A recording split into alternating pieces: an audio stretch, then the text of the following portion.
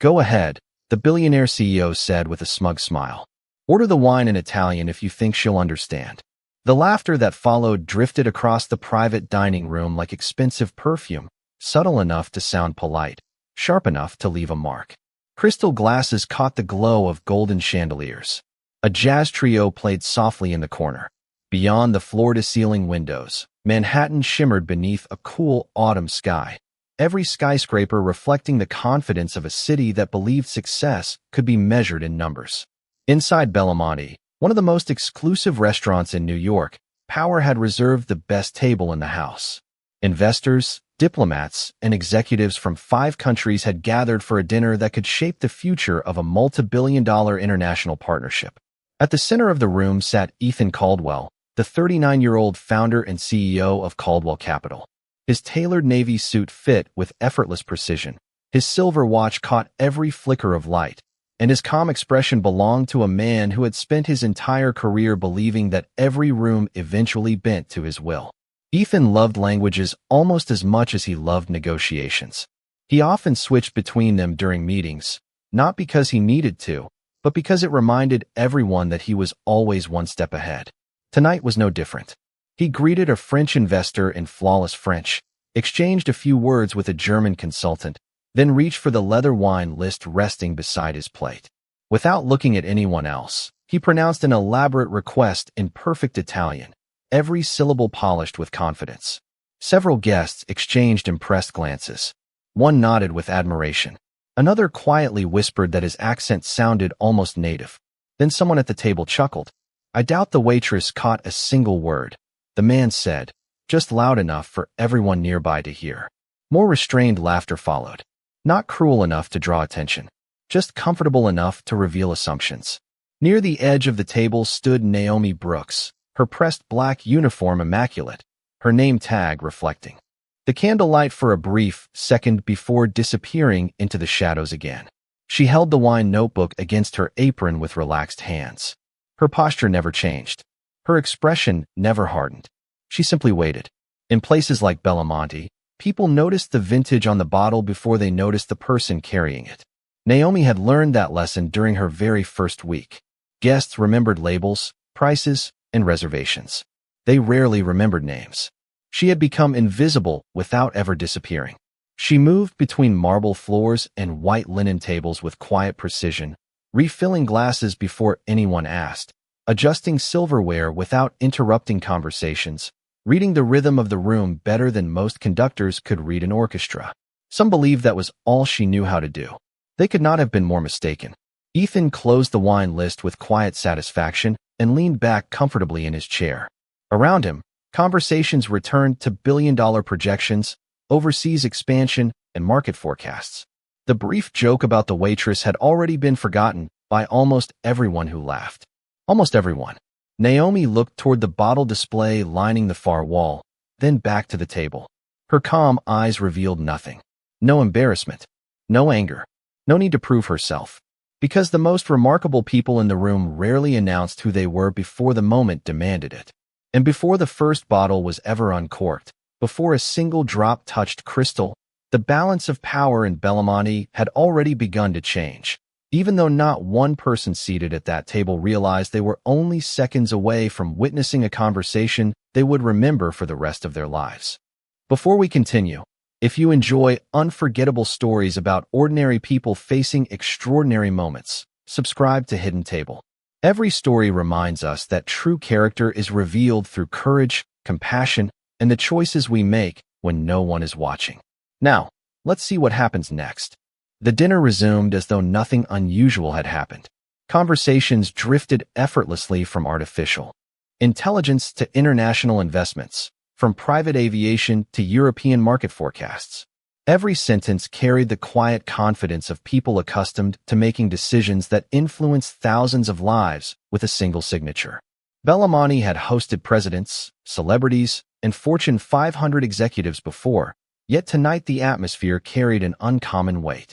Representatives from 5 countries were seated around the same polished walnut table, each one evaluating not only financial projections, but also character. Deals of this size were never built on numbers alone. They were built on trust. Naomi Brooks understood that better than most people realized. She stepped gracefully between the guests, replacing water glasses before anyone noticed they were half empty and adjusting place settings with movements so natural they seemed almost invisible.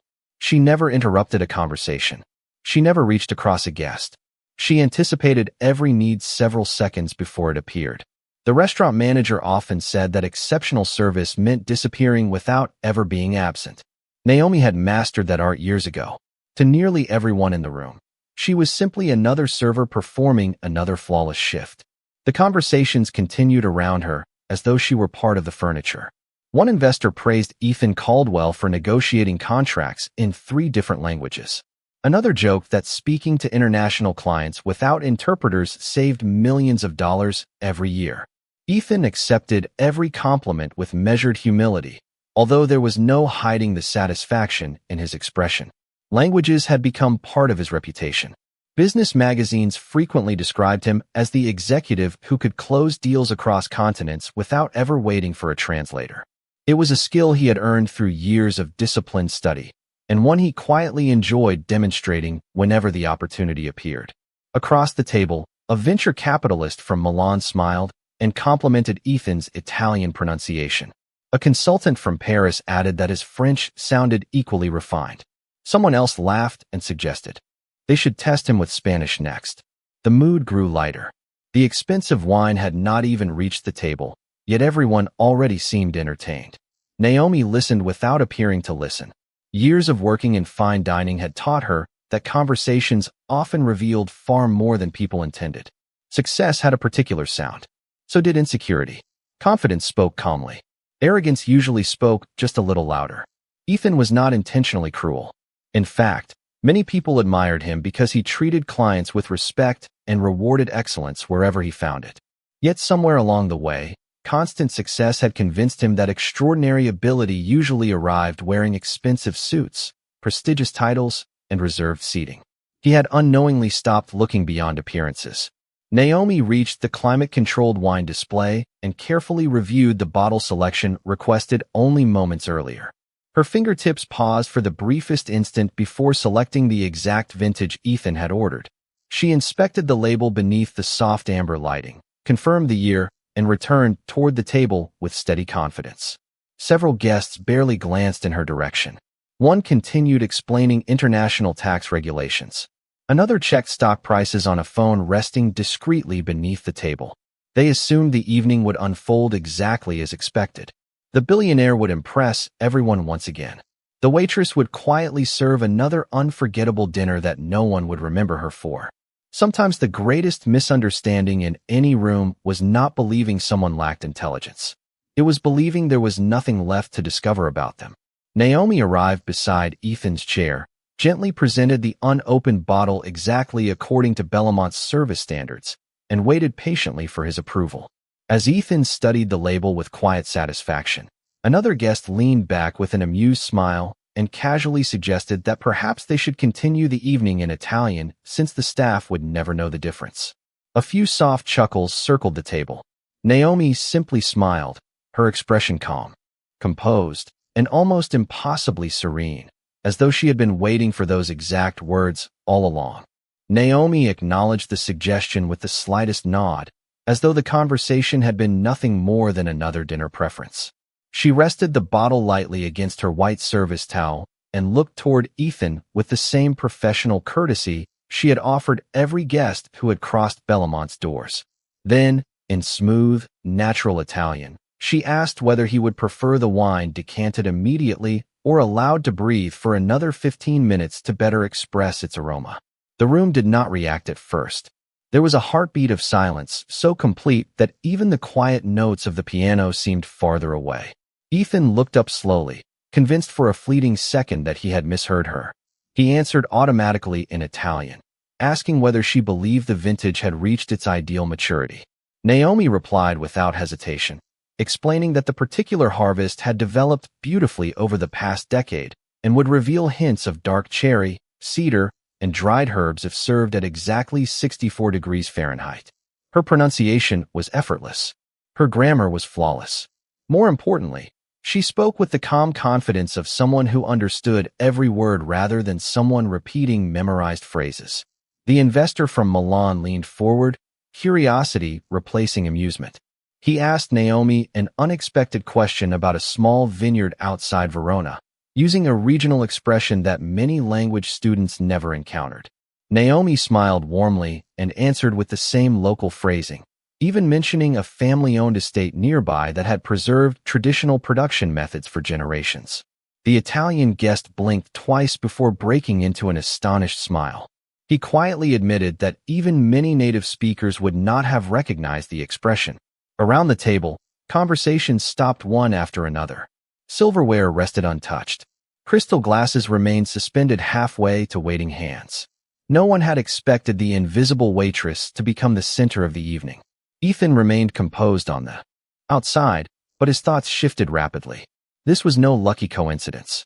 This was not someone who had memorized a few elegant sentences to impress restaurant guests. Every answer carried depth.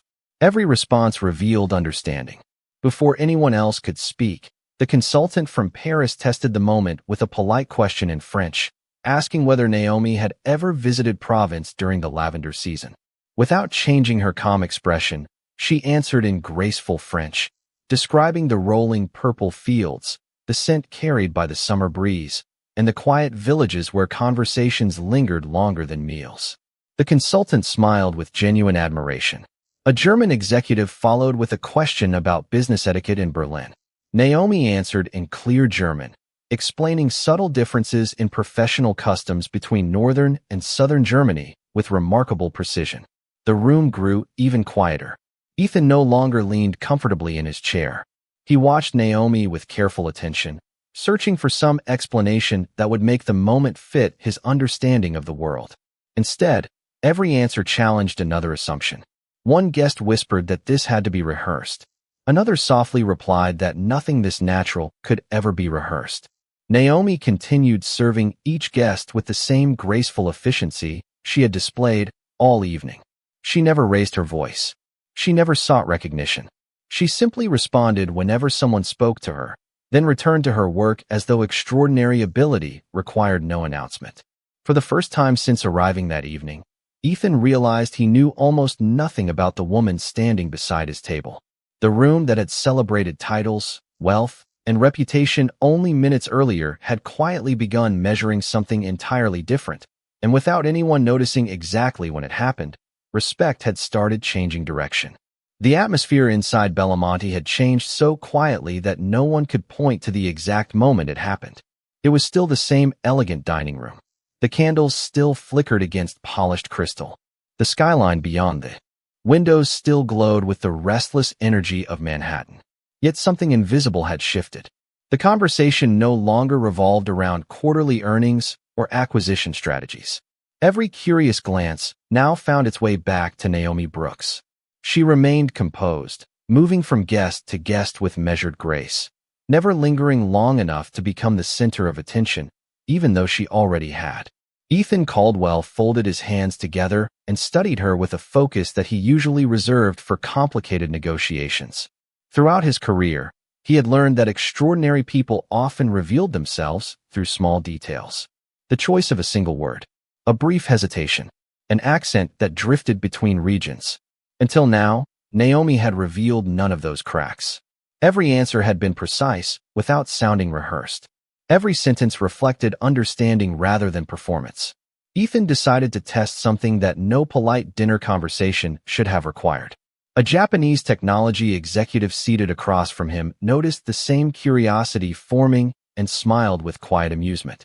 Switching naturally into Japanese, she asked Naomi whether she had ever experienced springtime beneath the cherry blossoms in Kyoto. Several guests immediately recognized the language, but only a few could understand it. They waited. Naomi answered without pausing. Her Japanese flowed gently, respectful in both tone and structure.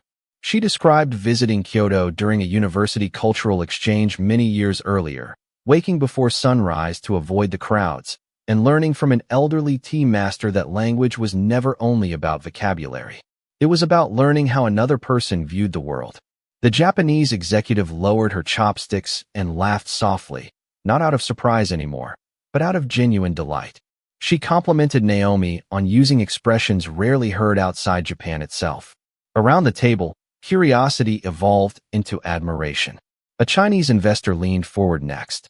In clear Mandarin, he asked what she believed was the greatest challenge when translating business negotiations between Eastern and Western cultures. Naomi answered, thoughtfully, explaining that words could be translated accurately while intentions could still be misunderstood. She spoke about respect, patience, silence, and how successful communication often depended less on speaking perfectly than on listening completely. The investor slowly nodded before offering a quiet applause that lasted only a few seconds but carried more meaning than any loud celebration could have. Ethan felt something unfamiliar settle over him. It was not embarrassment alone. It was perspective. For nearly an hour, he had unconsciously viewed Naomi through the narrow lens of her uniform. Now that image had completely dissolved. The guests no longer saw a waitress carrying expensive wine. They saw an educated woman navigating cultures with remarkable ease while remaining remarkably humble. The irony did not escape Ethan. His entire career had been built on recognizing hidden opportunities before anyone else noticed them. Tonight, the greatest hidden value in the room had been standing only a few feet away from him all evening. Naomi gently refilled another glass, thanked a guest with quiet professionalism, and continued her work exactly as she had before any of them realized who she truly was. She never corrected anyone for underestimating her. She never reminded them of the assumptions they had made. Confidence like hers did not demand recognition because it had never depended on approval in the first place. As the conversation slowly resumed, they carried a different tone than before. The laughter had become warmer. The questions had become more sincere. And somewhere beneath the soft music and the glow of the city lights, every person seated at that table began discovering the same lesson at exactly the same time. Titles could open doors. Wealth could command attention. But genuine wisdom always introduced itself without making any noise at all. Before we continue, if you enjoy stories where the most overlooked people reveal the greatest strength, subscribe to Hidden Table. Here, every story reminds us that courage, integrity, and kindness can come from the most unexpected places. Now, let's see what happened next. Dinner continued, but the rhythm of the evening had quietly rewritten itself. Nobody was watching the presentation slides projected onto the discrete screen near the far wall anymore. Nobody seemed especially interested in the market forecasts that had dominated the first half of the meeting. Instead, every conversation found its way back to Naomi Brooks. Not because she had demanded attention, but because true excellence had a way of revealing itself without asking permission. Ethan Caldwell noticed it before anyone spoke the obvious truth aloud. The guests no longer looked to him first whenever a question crossed cultural boundaries. Their eyes drifted toward the woman standing beside the table with the wine service towel folded neatly over one arm. It was a subtle change, almost impossible to measure, yet impossible to ignore. One of the investors from London smiled thoughtfully and asked Naomi whether she had learned all 5 languages through formal education. She answered with the same quiet confidence that had defined every word she had spoken that evening.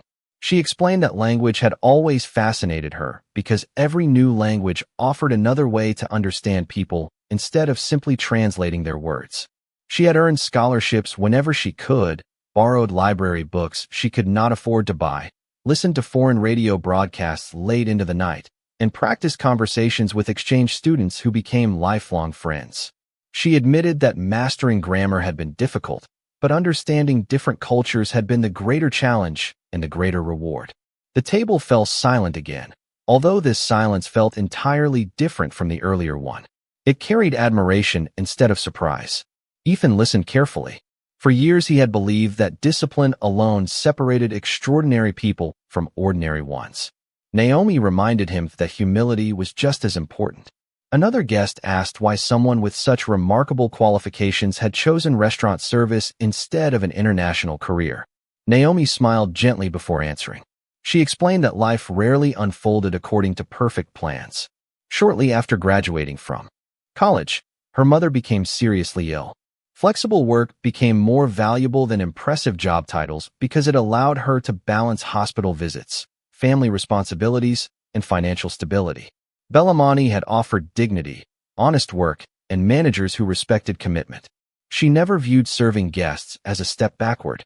She viewed it as serving people with excellence while remaining prepared for whatever opportunity arrived next. Nobody interrupted her. Nobody reached for a phone.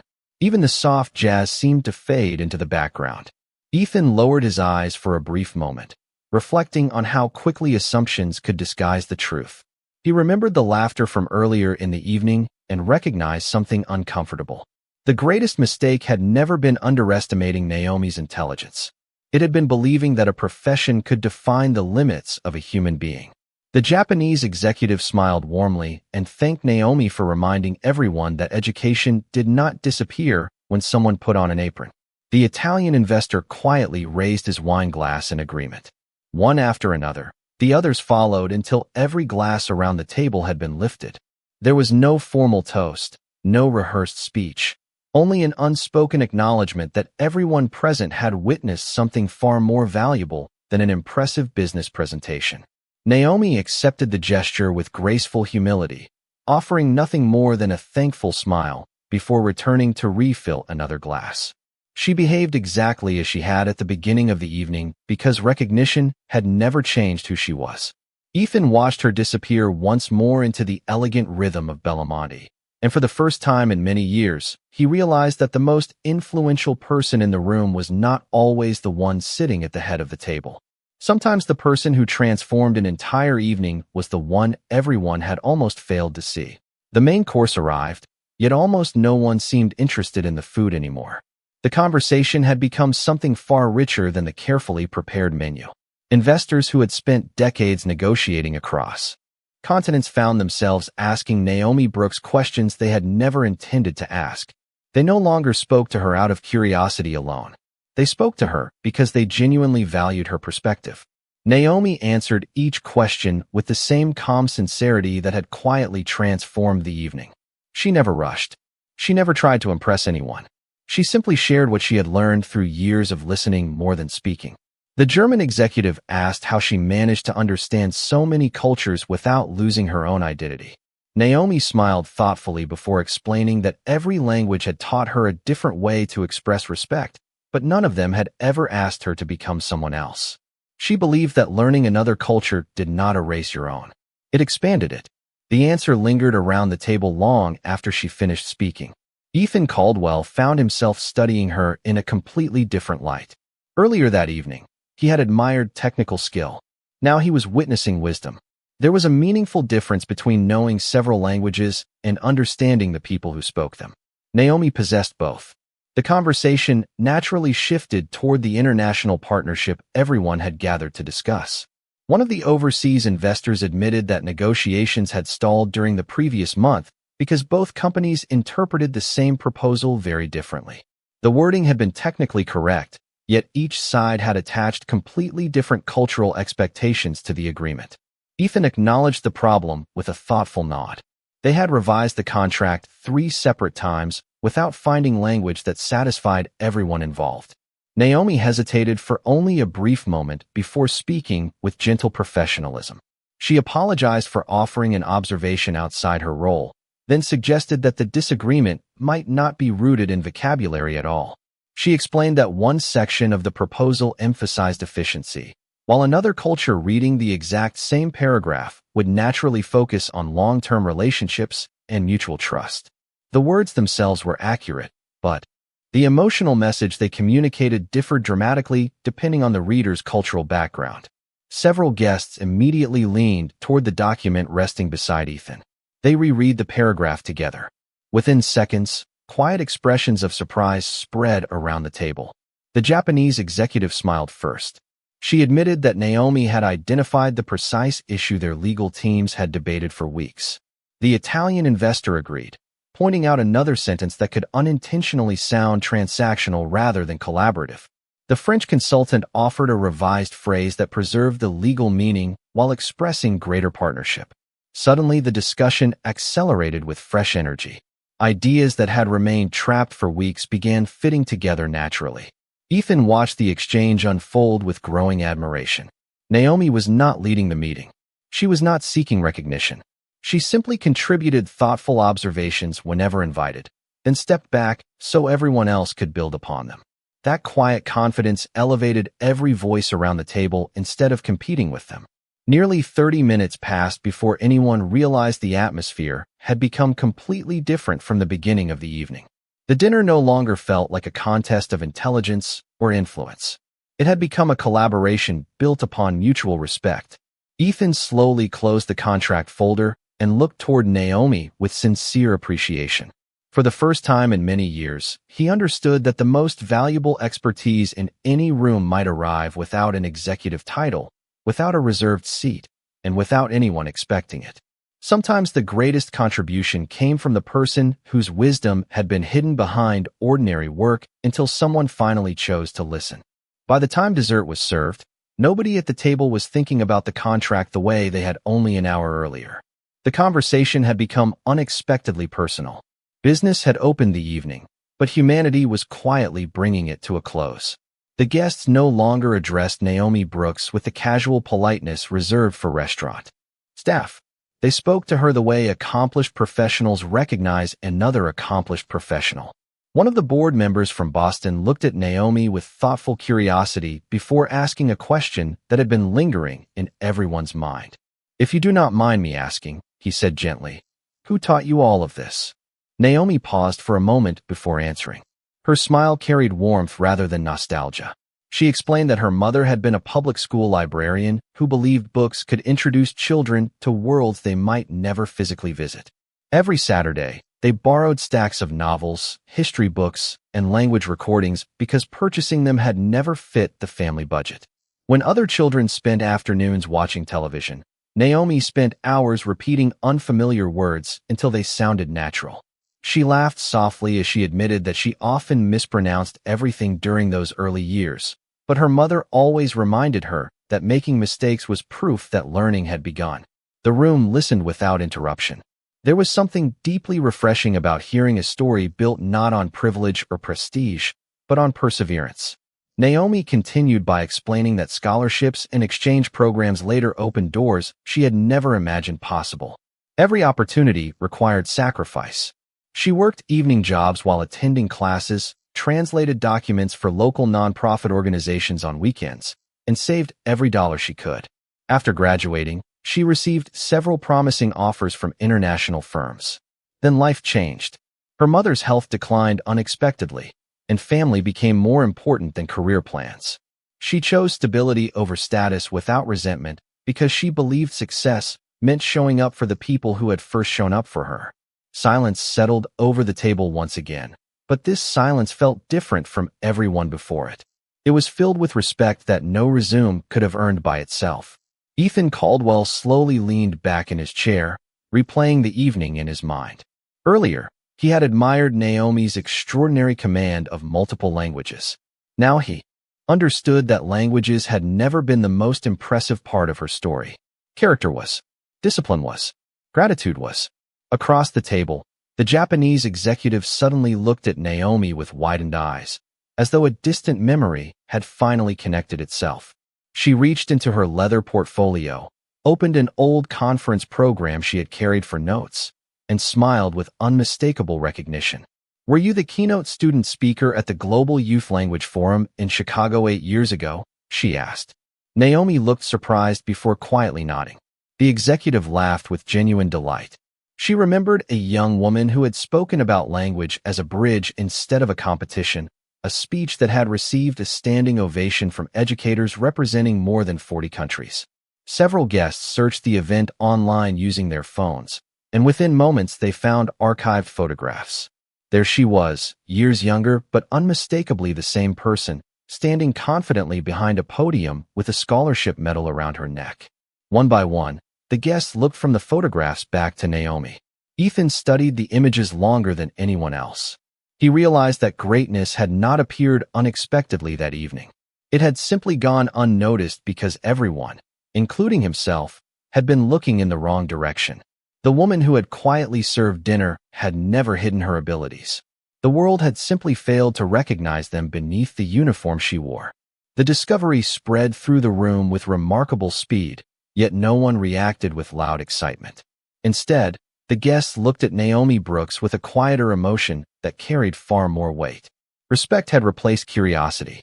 The archived photographs on their phones showed a young scholar standing confidently before an international audience, speaking about cultural understanding with the same calm grace she displayed tonight. Nothing about her had truly changed except the uniform people had chosen to notice first. Ethan Caldwell slowly set his phone on the table and looked toward the international delegation gathered around him. For several moments, nobody mentioned revenue, projections, or investment timelines. Then the Italian investor gently closed the contract folder and smiled.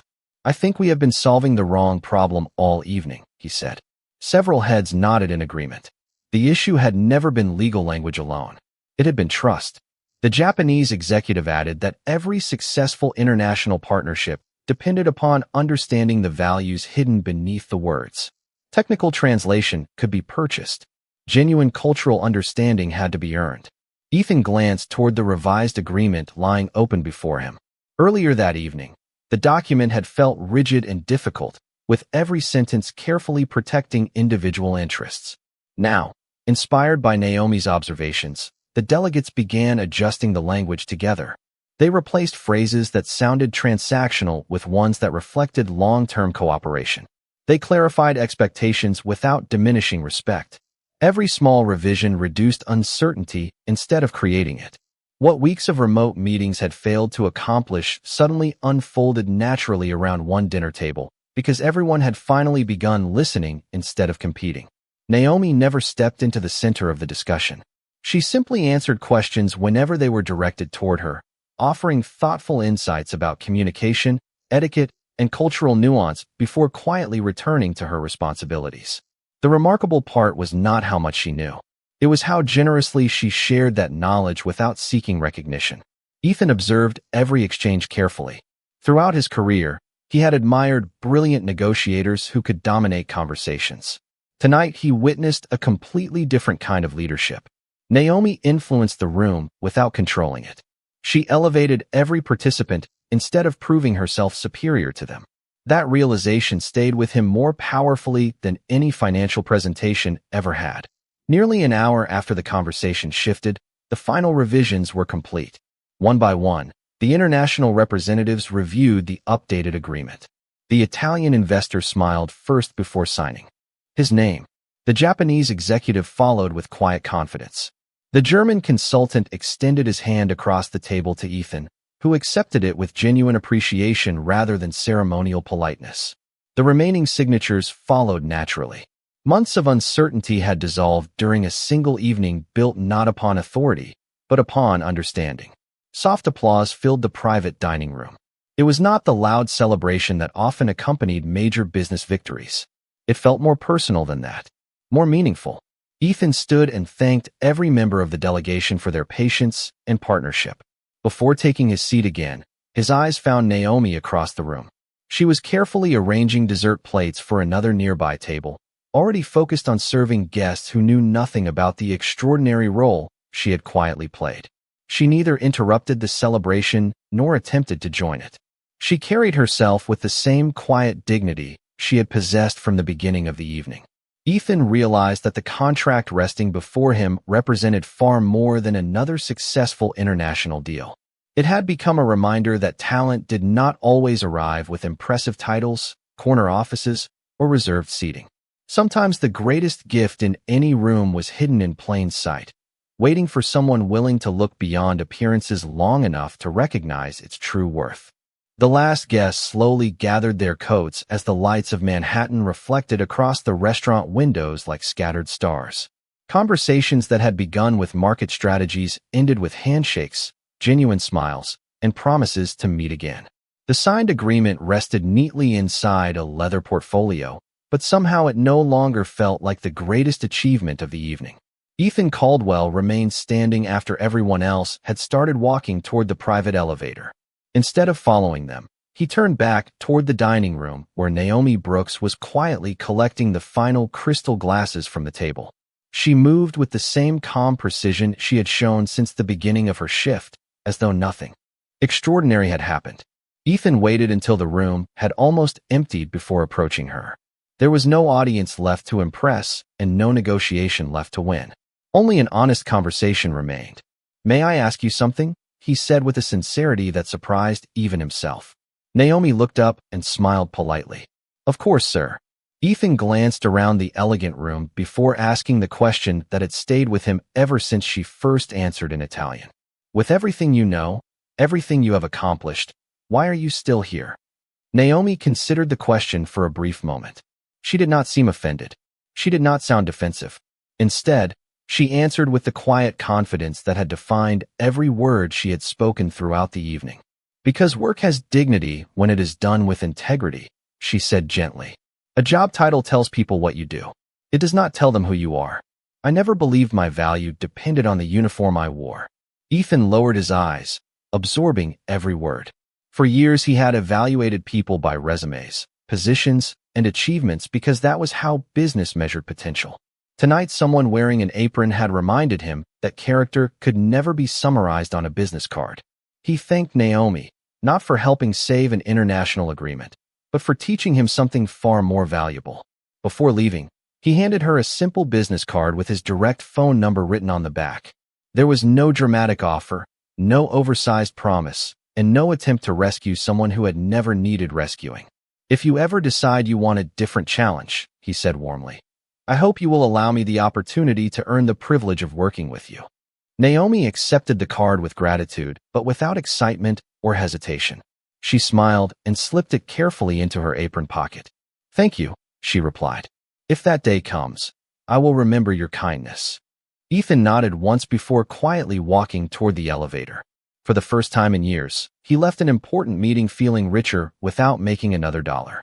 Naomi returned to clearing the final table, placing each glass exactly where it belonged before switching off the last candle. Outside, the city continued racing toward tomorrow, unaware that inside one elegant restaurant, two lives had changed in a way that no financial report would ever record.